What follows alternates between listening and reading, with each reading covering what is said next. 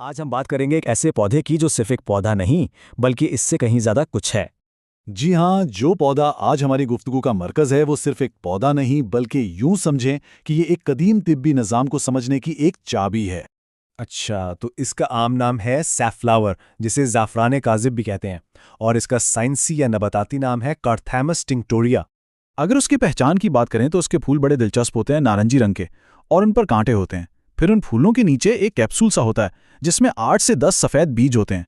اور ایک اور بات، ان بیجوں کا جو گودا ہے نا، وہ شروع میں تو سفید ہوتا ہے، لیکن جیسے جیسے وقت گزرتا ہے وہ کالا پڑ جاتا ہے۔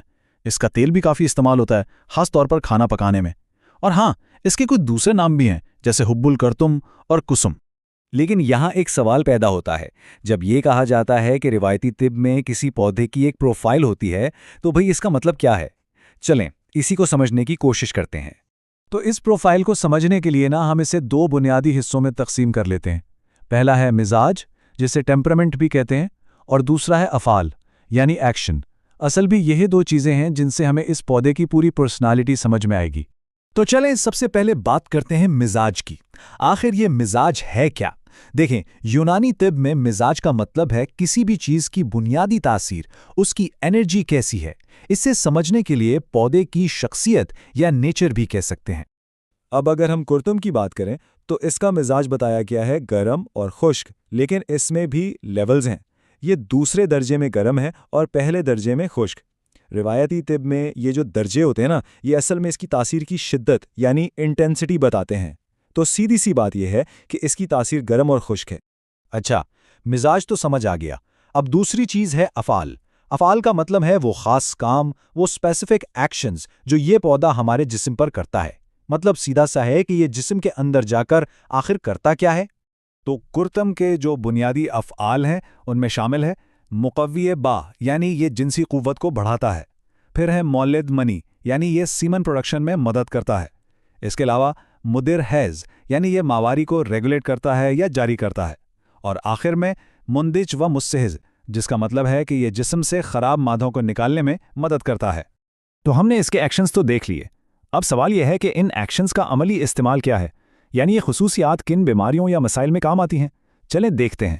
یہاں پر ایکشن اور ایپلیکیشن کا تعلق بالکل صاف نظر آتا ہے۔ جیسے اس کا ایکشن ہے مقوی با، تو ظاہر ہے یہ استعمال ہوگا ضعف با یعنی جنسی کمزوری میں۔ اسی طرح مولد منی کا ایکشن کام آئے گا قلت منی یعنی اسپرم کی کمی کے مسئلے میں، اور مدر حیض کا جو ایکشن ہے وہ احتباس سے حیض یعنی رکی ہوئی ماواری کے مسئلے کو حل کرنے کے لیے ہے۔ بالکل منطقی ہے نا؟ اچھا، ان بڑے استعمالات کے علاوہ بھی کچھ اور چیزیں ہیں جہاں یہ کام آتا ہے، جیسے استسقا، یہ وہ حالت ہوتی ہے جس میں پیٹ میں پانی بھر جاتا ہے، اور بلغمی نزلہ یعنی وہ زکام جس میں بلغم زیادہ ہو۔ چلیں جی، اب کچھ ایسی عملی تفصیلات پر بات کرتے ہیں جو اس کی پروفائل کا حصہ ہیں۔ سمجھیں کہ یہ ایک طرح کی یوزر گائیڈ ہے۔ سب سے پہلی اور اہم بات تو یہ ہے کہ اس پورے پودے میں سے جو حصہ استعمال ہوتا ہے وہ ہیں اس کے بیج۔ اب بات آتی ہے خوراک کی، تو اس کی مقدار ہے 5 سے 7 ماشا۔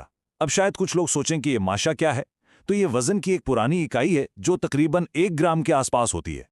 ہر جڑی بوٹی کا ایک خاص فائدہ ہوتا ہے جسے نفع خاص کہتے ہیں۔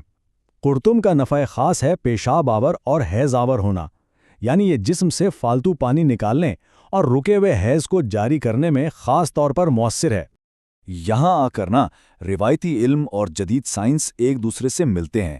جب اس پودے کا کیمیائی تجزیہ کیا گیا تو پتہ چلا کہ اس میں کارتھامن، فکسڈ آئل، سیلولوز کے ساتھ ساتھ میگنیز اور آئرن جیسے اہم اجزاء بھی موجود ہیں۔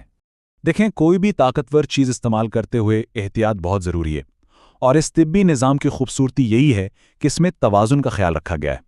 تو آئیے دیکھتے ہیں کہ اس حوالے سے کیا ہدایات ہیں۔